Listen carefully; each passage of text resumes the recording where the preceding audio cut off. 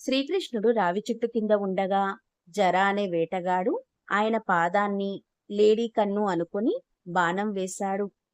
క్షమించమని కోరిన వేటగాడితో, గత జన్మలో నువ్వు వాలివి, నేను రాముణ్ణి, ఇప్పటికీ రుణం తీరింది అని అన్నాడు శ్రీకృష్ణుడు.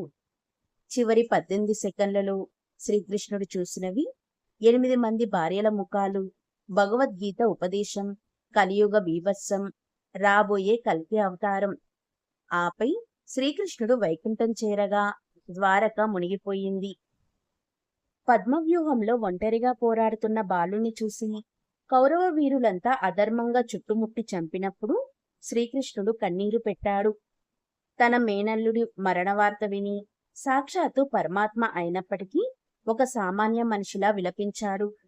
ముఖ్యంగా తన చెల్లెలు సుభద్ర పడే పుత్రశోకాన్ని చూడలేక ఆ జగన్నాథుడు కంటతడి పెట్టాడు.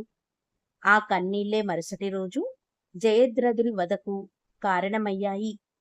భగవంతుడు ప్రేమకు లొంగుతాడని ఈ ఘట్టం నిరూపిస్తుంది.